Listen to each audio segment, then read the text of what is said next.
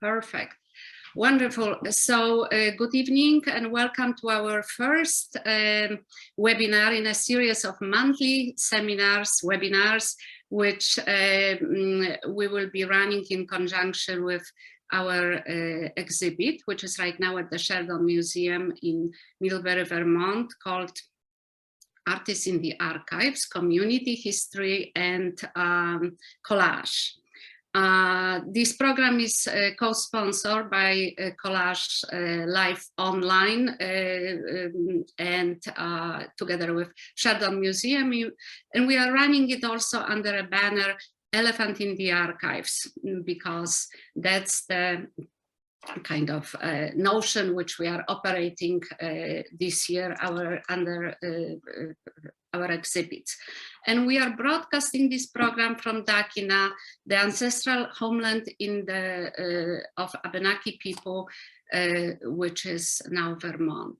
My name is Garcelon-Hart, and I'm the archivist at the Stewart-Swift Research Center, which is a unit at the Henry Sheldon Museum. The museum was established in 1884 by Henry Sheldon, avid collector, and who collected for community. And because of it, we are known as the oldest community museum in the nation. So this year we will be also celebrating, we are actually celebrating 50th anniversary of establishing the research center. And we thought that we should be perhaps exploring this notion, who we are, who we were as a community, how our archives really reflects who we were and who we are, and maybe who we should be in the future. So we decided to jump into this sort of experimental project and invited Ric Kasini Kadour, our guest curator, who to run this project. And he in turn invited 23 artists, quite with diverse background, because they came from 7 different countries, and they are also quite diverse as far as age, race, gender, and ethnicity and professional background. So it's a kind of like a perfect opportunity to let these artists jump virtually into our collections and produce whatever they really observe and feel and see who we are here in this remote, little rural museum and archive.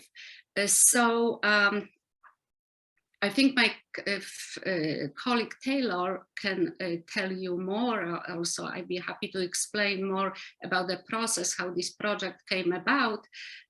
But we basically, maybe this is the great opportunity to thank you, every single artist, for really giving us this opportunity, because I was a bit apprehensive at the beginning whether artists from, one of them was from small island in Denmark, another from Ukraine, people from California, Chicago, and so many other places, how they can really relate to this kind of secluded little place and collection. So I really appreciate all your work and enthusiasm, and thank you to Ric. And I will pass the voice to our curator, Ric, but also our panelists here. Ric is also not only curator, but also artist who produced one of the collages in the exhibit. There is Christopher Kurtz, who is coordinator at Collage Institute, but he also submitted a beautiful piece of work. And Jeanna Penn, who is a California artist, who I just met today face in face, but we communicated before. And lastly, Taylor Rossini, my colleague, who used to be with us at the Sheldon, but right now is in graduate program at Winterthur at Delaware University. So thank you. Well, and thank you, Eva. I'm going to speak a little bit about how this project came about from my vantage point. I'm the director of Collage Institute and also the editor of Collage magazine. And also have a very strong interest in the intersection of art and history. And this is something that I've been thinking about and looking at since 2018, when I did a project that took on a 2-year mandate at the Rokeby Museum in Ferrisburgh, Vermont, which for those who aren't from Vermont is up the road towards Burlington from Middlebury, where the Sheldon Museum is. And there we experimented with how to bring contemporary art into a historic site. And that led to a fellowship with the Andy Warhol Foundation for the Visual Arts, where I spent a year and a half investigating historical sites, small museums, looking at how they could become partners for contemporary artists in terms of creating artwork and also picking up the unfinished work of history and contributing to the civic discourse, which is a well-practiced line. If you've read anything I've written about this topic, I think I say all the time. But it really is at the heart of what this project is about. And so this project brings together this interest in collage and also this interest in the intersection of art and history. And it does that by kind of leveraging this wonderful international collage community. And more, and particularly during this last couple of years, I've been thinking of this collage community as a 21st century art movement. And I think that this project is an example of how this art movement comes together. It's not the only example, but it's one of them. And this is also a way of working that I think Collage Institute excels at, where we can bring together a group of artists, build a community among them, and then unleash the power of collage on an unsuspecting universe, which in this case was Ava and Taylor. So I'll show you some images. I'm going to talk about how the project is realized. It is a collection of 24 prints. And we decided to make prints because we thought that was a way for artists to work collaboratively and together, but also across borders. Were we actually exhibiting the realized physical artwork, this would be a very different project, and it would be very difficult to incorporate as many voices as we did. If I could just have permission to share my screen, I'll show some folks some images. Yeah.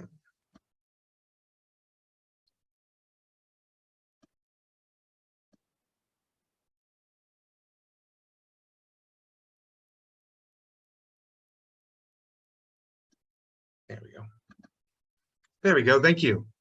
So this is the banner, the lovely banner they installed outside of the Sheldon Museum. And this project exists as essentially an exhibition of the artwork, a book that is a companion to the artwork. It also includes a number of statements that kind of get into some of the details and the themes that the artists are speaking to. And it exists as a folio of prints that is will exist in the archives of the Sheldon Museum, as well as the archives of Collage Institute, and hopefully a couple other places. We issued the folio in an edition of 5, and so there are 3 that are waiting to kind of make their way out in the world. This also works as a traveling exhibition, and so if anyone in the audience is interested in exhibiting this project in their own community, this is something that we could easily ship to them. But in terms of how the project came about, it started with conversations that I was having with Ava and Taylor and the Sheldon, and looking for a way to kind of commemorate this 50th anniversary. And I'm a big believer in kind of working with artists and getting them thinking about archives. I think collage artists, in some ways, we refer to ourselves as hoarders sometimes, but we're, if we wanted to put on airs, we could refer to ourselves as archivists. But we do collect material, and we use that material in very thoughtful ways and usually very consistent ways. Well, archives have already collected that material for us. It's a question then of what sense can we make of it? What stories can we tell? And the Sheldon Museum has a wonderful collection of material that is relevant to both kind of Addison County and Middlebury, Vermont, but also I think speaks to a broader, wider world. A lot of the material comes from the that we came across focused on the 19th century, early 20th century. And I'm going to show some examples of that. This is Henry Sheldon, and Ava or Taylor can correct me. Henry Sheldon's on the right here, is that correct? Yep. And Henry Sheldon was a big avid player of games. He liked game. He was the Christopher Kurtz of his time in that respect. And this is some other material that we came across in the archive. And I would say it's a lot of rich visual imagery is what we tended as artists to focus in on.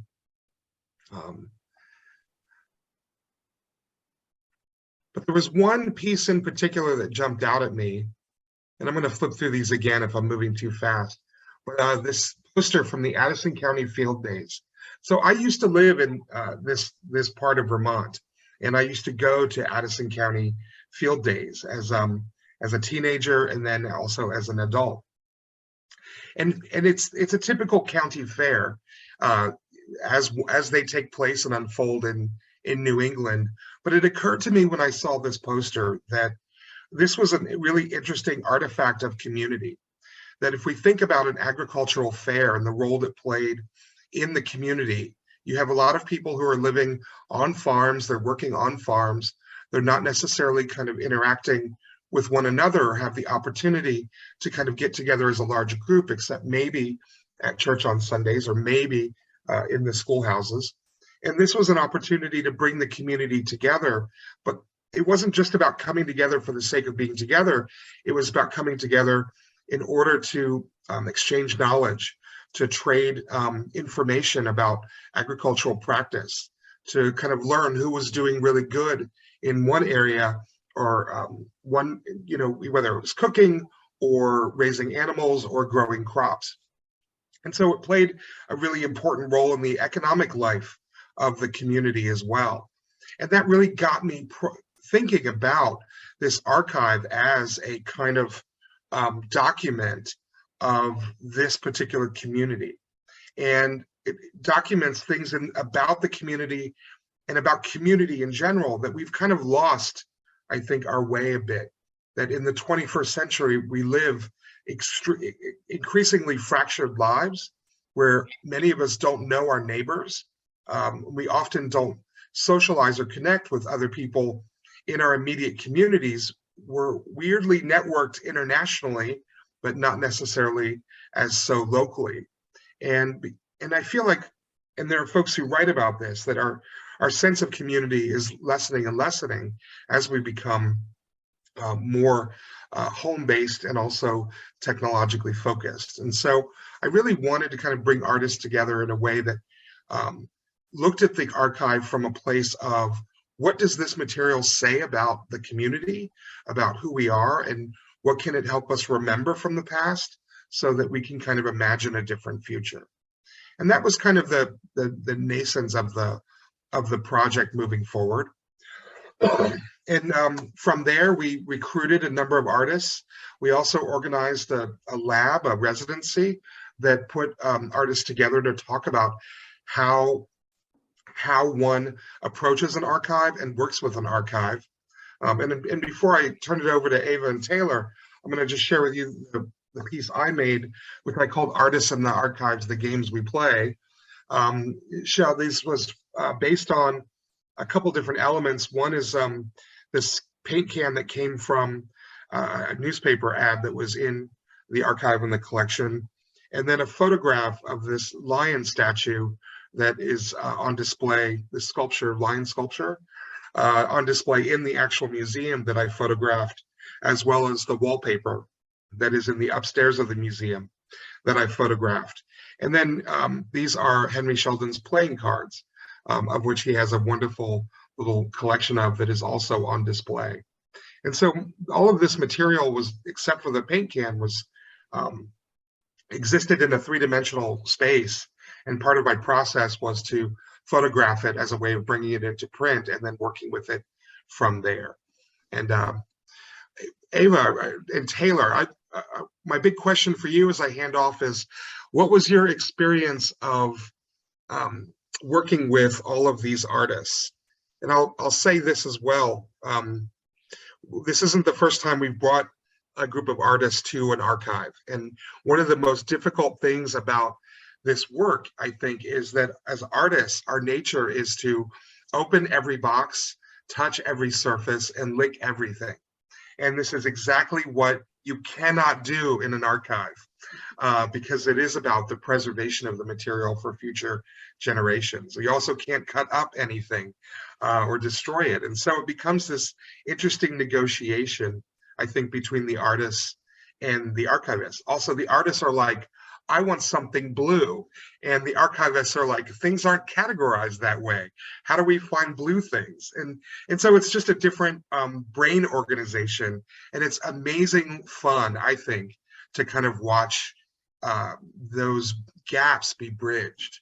And Ava and Taylor spent an enormous amount of time working with the artists and looking in the archives. And for that, I'm incredibly grateful, because I think that that work really made a fantastic project. So with that, I'll hand the baton over. Shall I jump in, Eva? Yeah.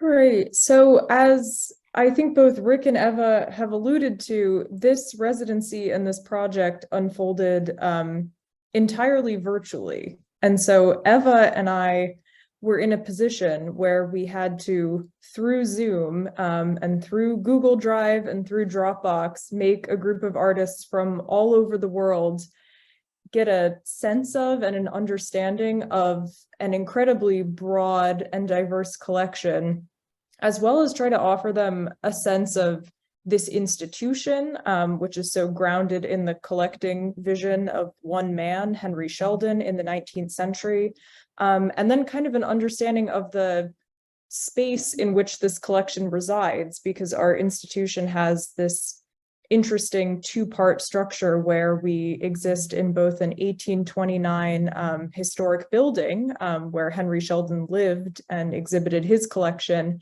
but then we also have a more contemporary, more kind of state-of-the-art, appropriate, climate-controlled area for our archival collection. And so the physical materials of the collection, as well as these spaces, were things that we felt were important to convey to these artists, again, through the medium of Zoom.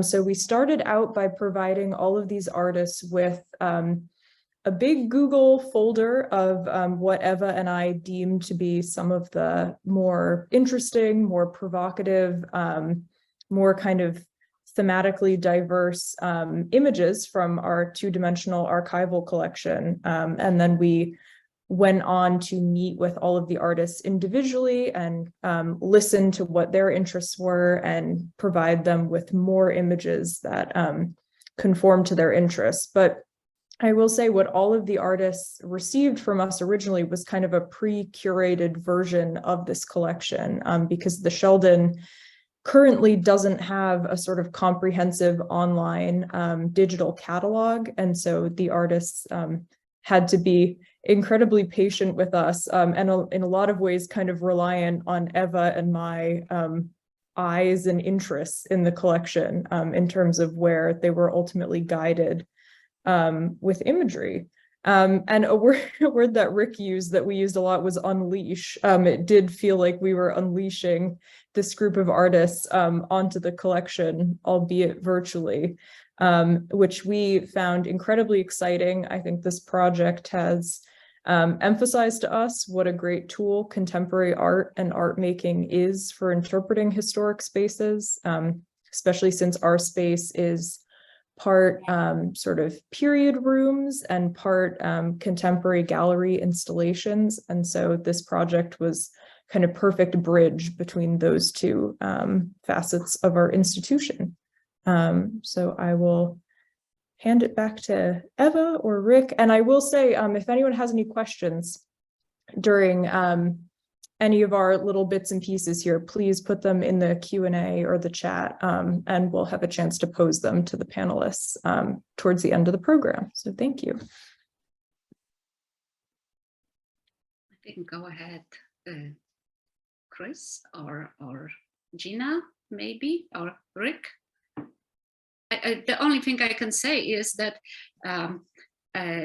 COVID and distance saved us from the deluge of artists digging what Ric was describing, coming and basically jumping into a pile of papers, but also to add to Taylor's commentary about the tools that artists use. We also gave them a sort of introduction to how to search more comprehensively our kind of like collection, which is a complex to see. And many artists also jump into additional resource where we have like 6,000 images at a different site, where they were also researching and basically learning beyond what we offered through initial Google Drive images. So there was a lot of also liberty, and also, yes, we curated it, but not fully and absolutely controlling it. It was a kind of open space to see and to basically focus on area of interest. So thank you. Jeanna, how was the experience for you? I mean, this is a community that you live on the other side of the continent from. Shall I share your piece? Sure. Well, give me a second. I'll just speak about the experience. Well, Ric invited me to participate. We had worked together on a previous project, similar, but different, that was centered on New Mexico. So we kind of gone through this process of exploring archives and exploring spaces that you may not be familiar with virtually and eventually physically. But I actually, I lived for a summer in Maine, and I think I spent a whole of like 6 hours in Vermont during that time. So I feel a little bit of connection, but it was really interesting just kind of learning about what the museum was about, what the collection had. My work in general is centered on the Black experience. So coming to this, that's my first, question is like, where are the Black people? And in a lot of collections, it tends to be very narrow.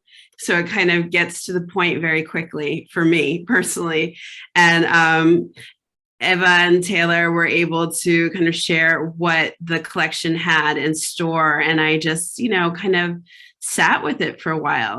There were some days where I was just like, okay, what's the story and what's going on? And then I even reflected on my own experience being in that general area of the country, and being one of the few Black people in the general area of the country, even in contemporary times. So maybe, Ric, if you could show the original photograph that I was inspired by. And Ric had actually pulled this photo as an example that he shared with the group. And I just fell in love with it instantly. It's a photo of a group of people. The Black woman in the picture is Louisa Manning. And the two sisters, or I don't know if they're sisters, I'm making a lot of assumptions, but I think they're sisters, are the Hayden sisters in the front. And I'm not sure who the fourth person is. I don't know if you guys have come across any further information about that.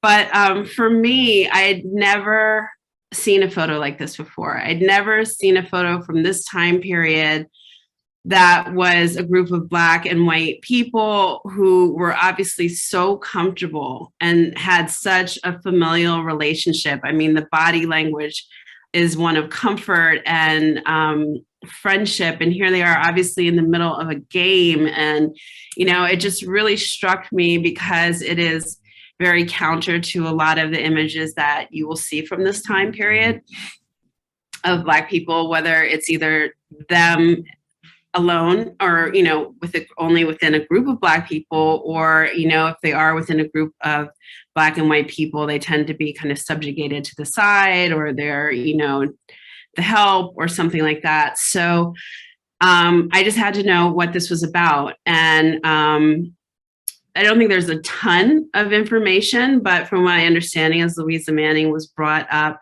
from the South to work in the capacity as a domestic. Not sure if it was for this particular family or what, but then she obviously became a member of this community, or at least this section of the community. So the work I created, if you want to share that, is this piece. The title of it is called A Fly in the Buttermilk. And that's kind of an old saying, just referring to being, you know, a lone Black person among a group of white people. It's something that I think a lot of people have heard or been familiar with, and in some cases even experienced. I know throughout, like, going through school in the suburbs, I've been in that position. And so I definitely connected with Louisa and this photograph. The frame also comes from the collection. It was from a picture you actually showed earlier of a gentleman. I think it was a Civil War photo, kind of one of those like folio photos. The flowers, they're not from the collection, but it's something that I tend to work with. All these flowers are found within Vermont in the greater northeastern area, because I always think about that as people move, and particularly as Black people move through the country, the change in the fauna and the flora that they experience, and what that must be like, you know, just kind of seeing something very different from the environment that you came from. And there's you're all over the place.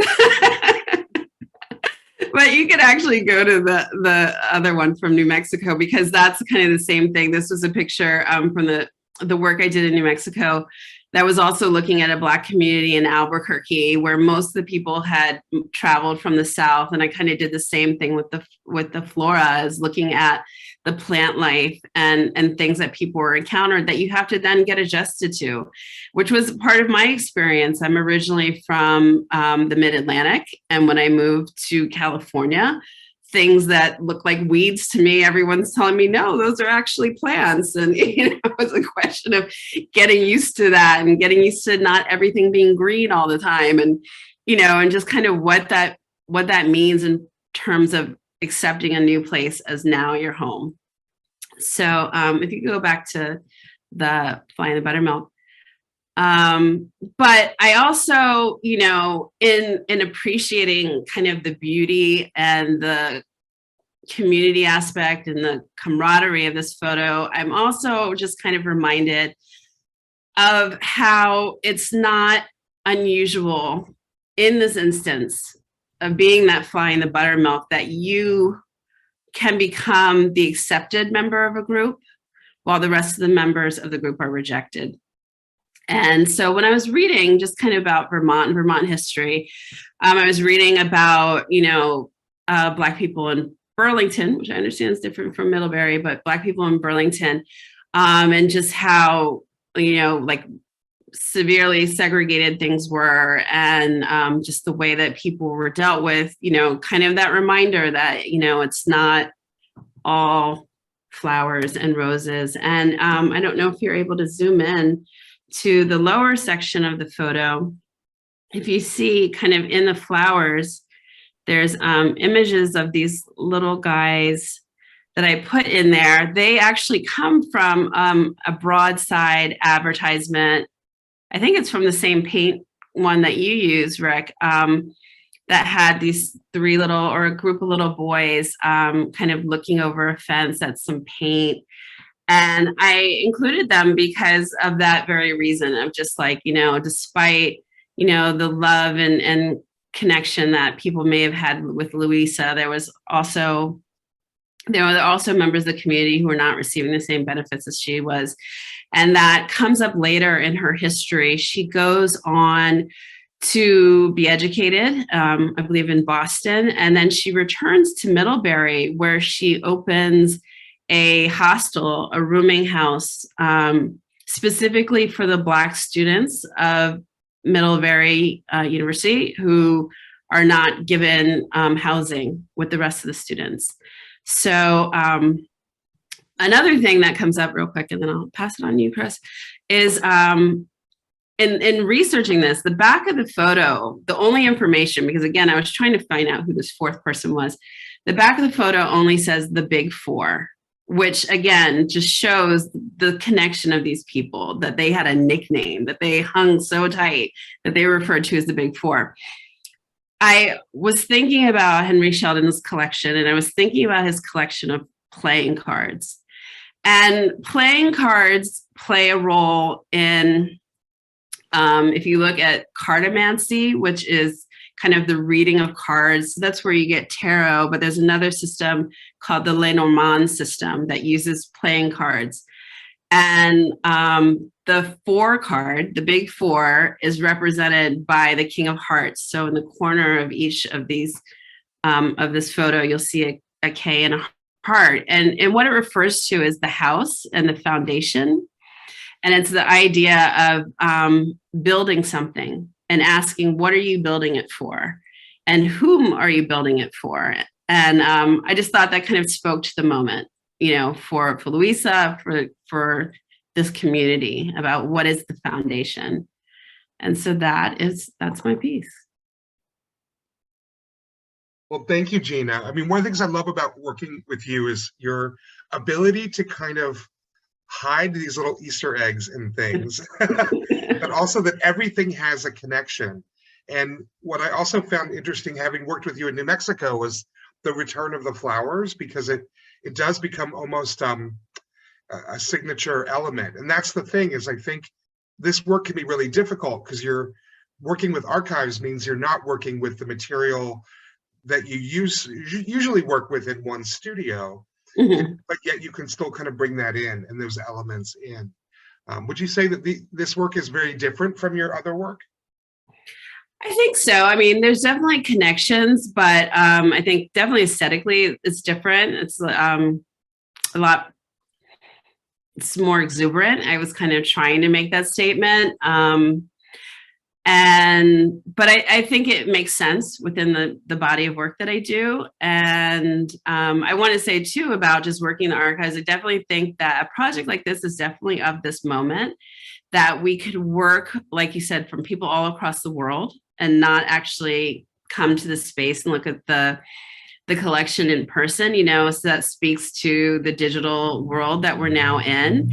And the idea that I could use a photo from the turn of the century in a work of art without actually touching it and cutting it, you know, I think is really exciting. It really expands the opportunities of what we can do. I mean, there are archives all over this world that are just kind of sitting there. And I think, you know, artists need to be unleashed upon them, as you said, and really just kind of explore them, because there's amazing material, you know, to be worked with and stories to be told, because that's ultimately what it is. The stories that are told through these images. Yeah, I mean, I don't think we would all learn, we would not know about Louisa Manning and her experience if you didn't zero in on that and pull that story out for us. Yeah, thank you. I can comment on this particular collection, and also about that we can actively collect past, because many archives clearly are devoid of diversity, because people collected. It's about gatekeeping to what you collect and what you display. And I'm speaking here to fellow archivists, that you really can not only look into the future and presence, but still collect materials which would document your community. This particular collection came to us literally a couple of years ago. I wrote a little piece for a local newspaper called Unseen Neighbors, basically showing how few images of people of color we have in the exhibit. And I called to public to submit whatever they still have. And this collection traveled, I think, from Ohio through really crazy kind of connections related to Hayden's familiar connections. And this woman, it's not only that this is a fabulous picture, but she played a really major role here. She lived here for 40 years, really close to me. She actually built a house which nobody knew and nobody remembered her. So wow. This is sort of a developing story about her, who she was. So kind of, you know, you can find these absolutely phenomenal kind of pieces of collection that really excite you and also show you the potential and our responsibility as people who work with these kind of collections are obviously artists who illuminate these pieces which are hidden in boxes. So thank you. No, thank you. I love that story. I'd love, as you learn more about her, I would love to stay in touch and hear more, because I'm just fascinated by her. And the absences in the archive is something that a number of artists focused on.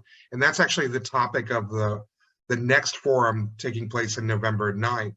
So maybe we shouldn't get into that too much right now, but I think that that's a very important topic to engage with. But Christopher, let's talk about your experience, because this is also not your first time at the rodeo of archives. You've been following along this journey for quite some time now. You've been taking me on a wild ride. It's because it's not my mode of working.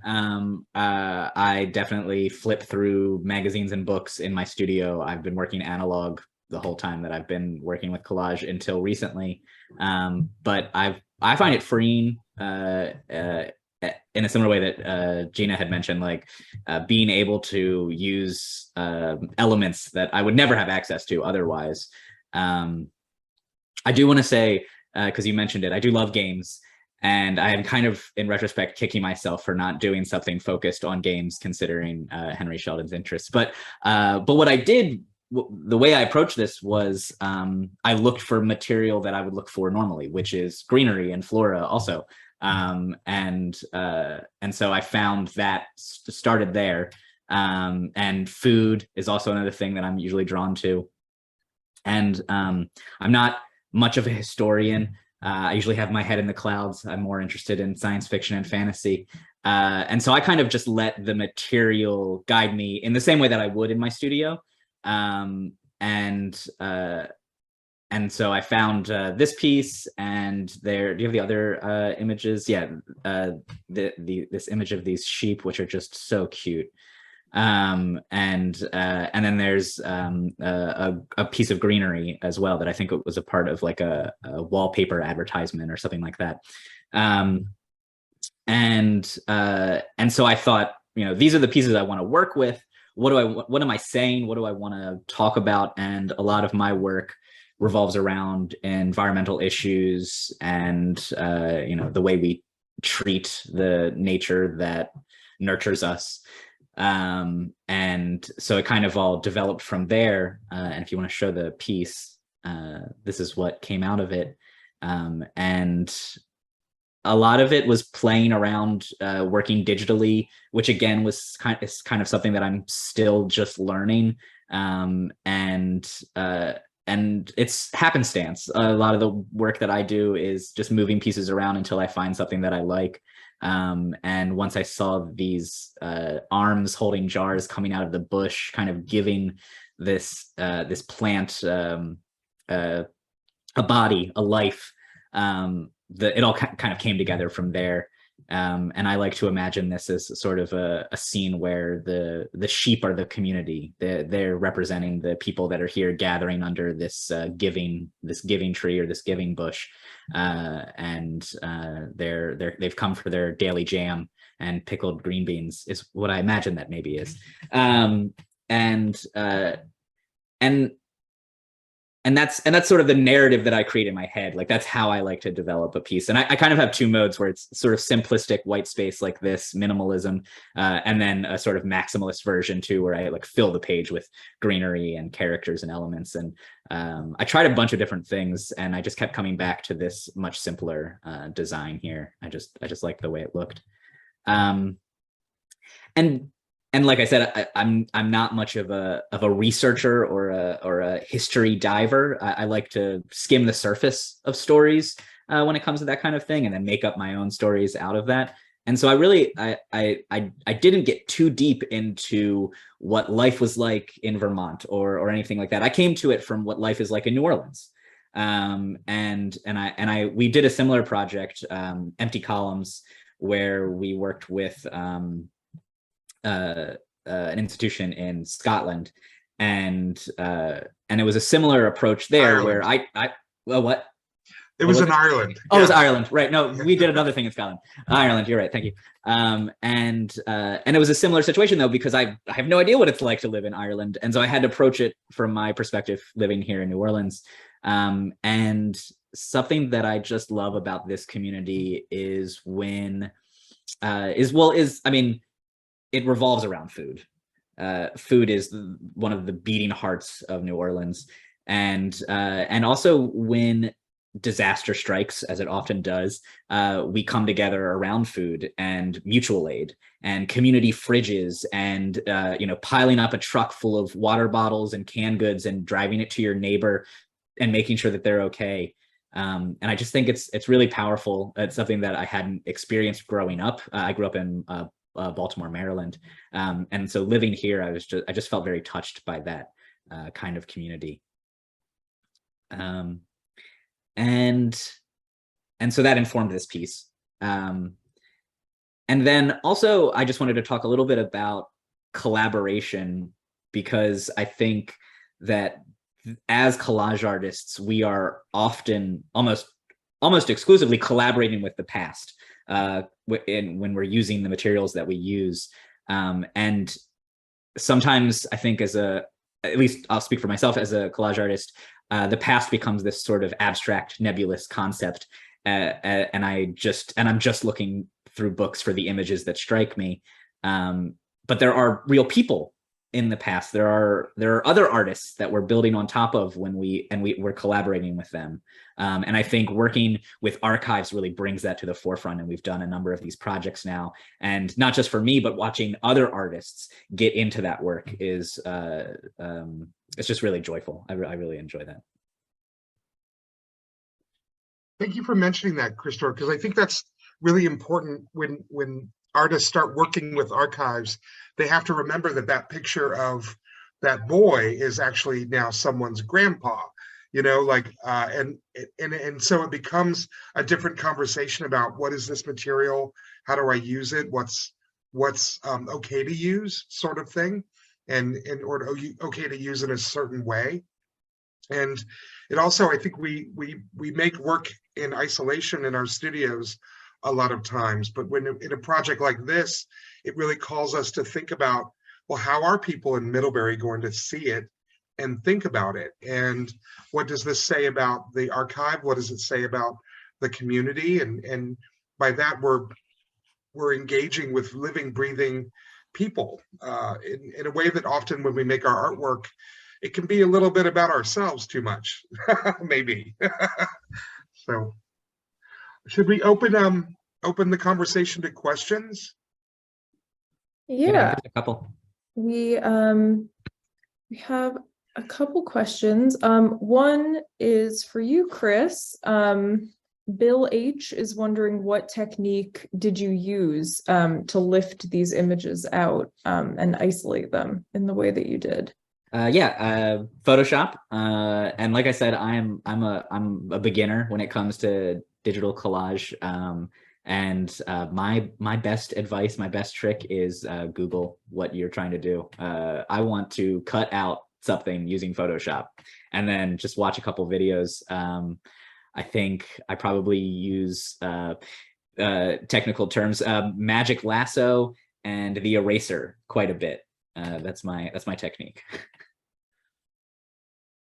All right, and then a question about— Actually, can does anybody else have an answer? Rick or Jeanna, do you, working digitally, do you have any sort of like tips or tricks or go-to tools? Sure. I'm so old school. I just print everything out and then cut it and then scan it. I've done digital collages before, and I don't find the same tactile satisfaction that comes from cutting myself by accident with an X-Acto knife. So, yeah. Well, I'm the opposite of Christopher. I was more digital and have become more analog.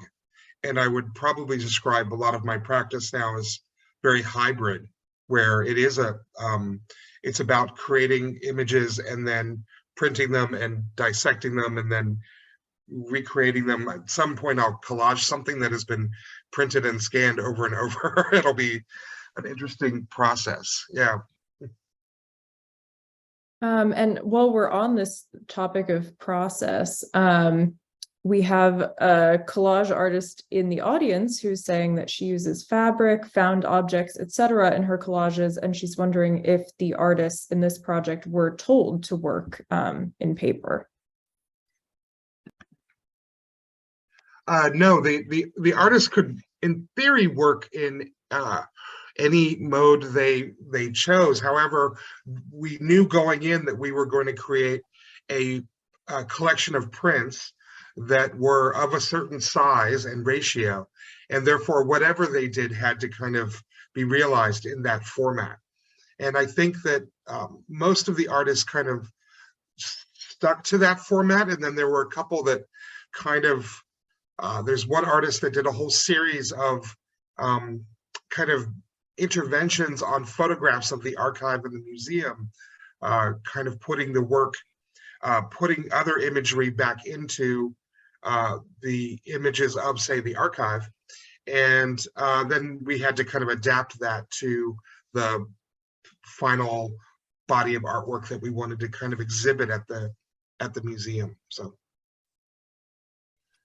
And Francois is wondering what the criteria were for selecting the artists who participated in the project.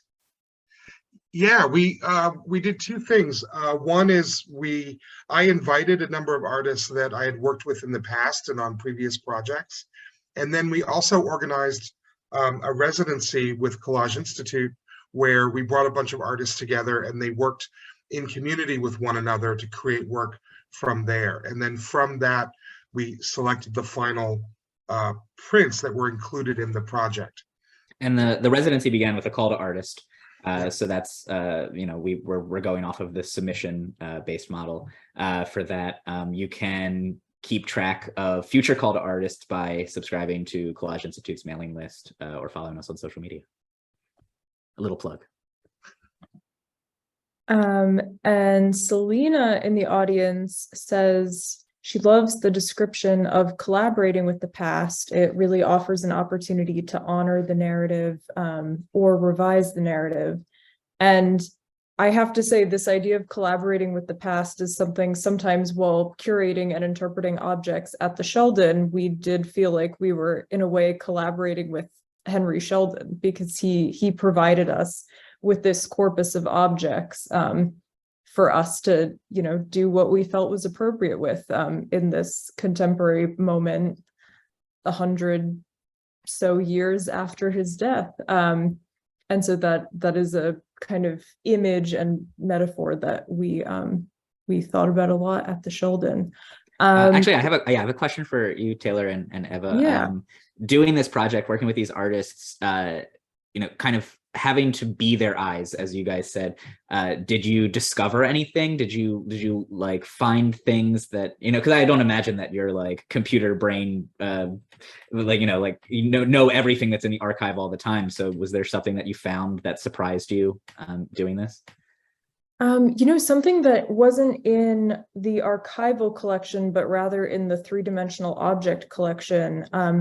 One of the artists, Young Shin, was really involved, was really interested in what materials we had related to the presence of Asian Americans in Middlebury in the 19th century.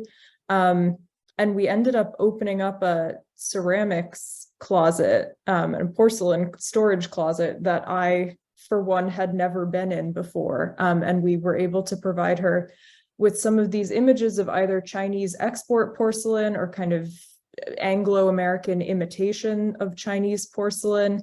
And that was truly a room in the museum and a door that I had never opened before. So that was exciting to me. Eva has been at the Sheldon longer than I have, so I don't know if she encountered anything new or exciting. Did you, Eva? You're muted. Eva. the same artists, because finding, and this again the subject of next webinar, finding presence of certain ethnic or racial groups was obviously a challenge.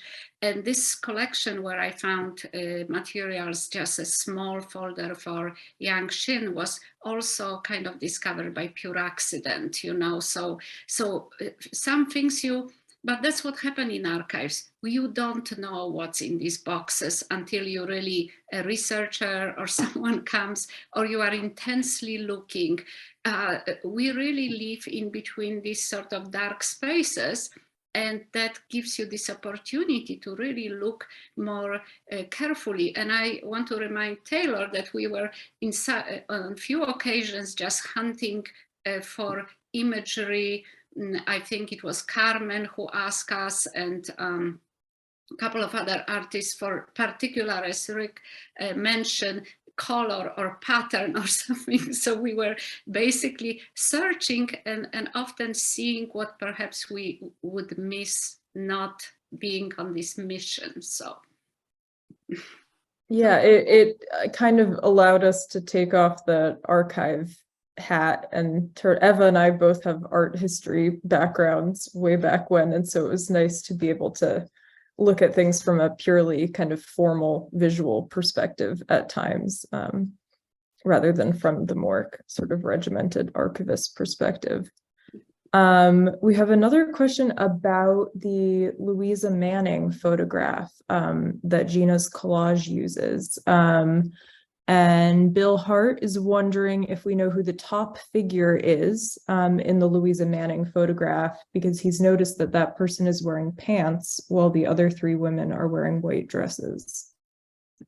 I wish I could find out. She's not identified, and I will do my best to identify her.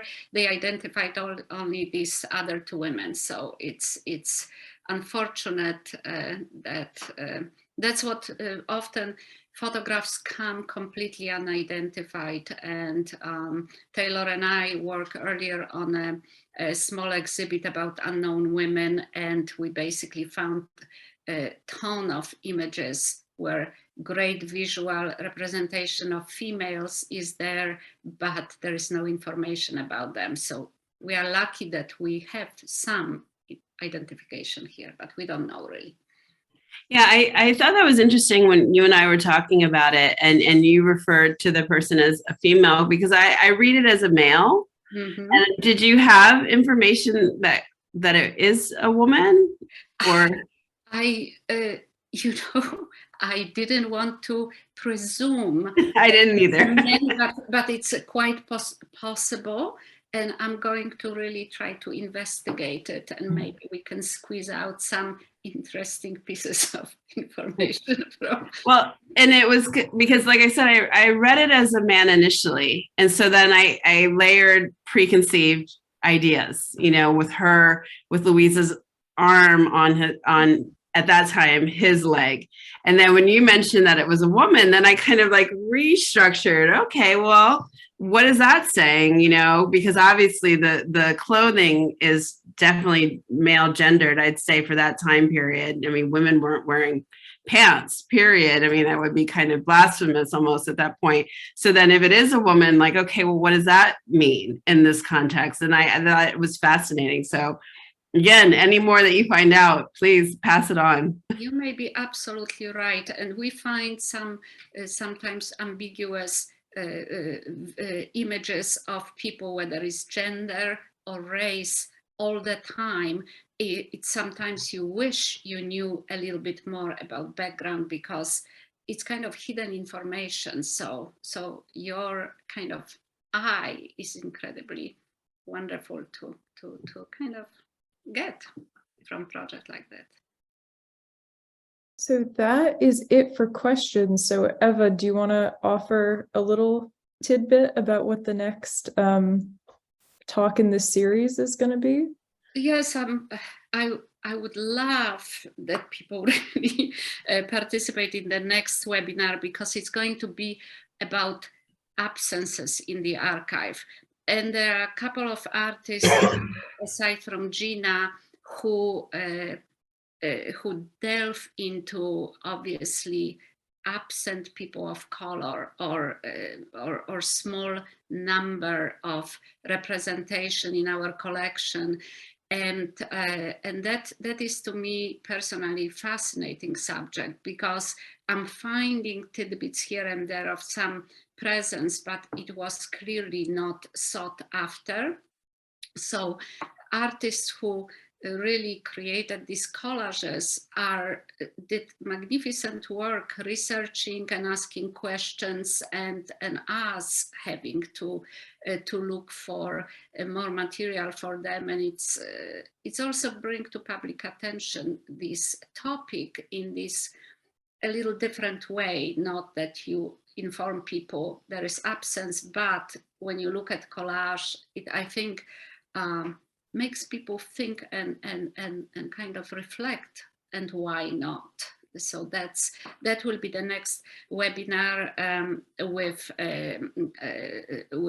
3 of the artists, maybe more, and with Gillian Radke, who I don't know, but Chris knows, who is also archivist in New Mexico, I suppose, and she also is interested in similar kind of topics. So I think it will be a fascinating discussion. And in December, we'll focus on women. Many artists in the group were really exploring this subject as well. So plus, I just would like to mention a couple of other things. We are also planning to have webinars going into March, possibly. And we are formulating the topics, so soon it will be announced. And just for you to remember, each of our next seminar will be on the second Wednesday of a month at 7 o'clock. So it will be easy to remember. So I hope you can join us. Thank you so much. Well, Eva, thank you for having us. Thank you for partnering with Collage Institute. And thank you for welcoming this international collage community to Middlebury, Vermont. It was it's been an amazing experience, and I'm really excited about this series of programs we have coming up. And I also wanted to remind everybody about this book that he has. Yes, Chris.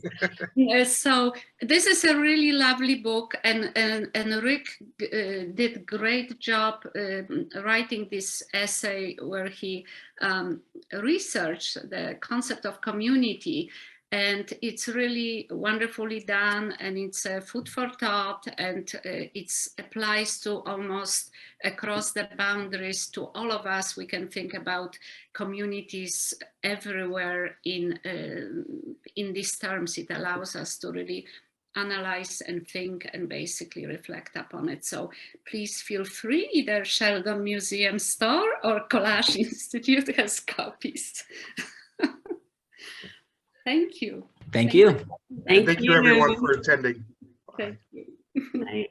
Have a good night. Night.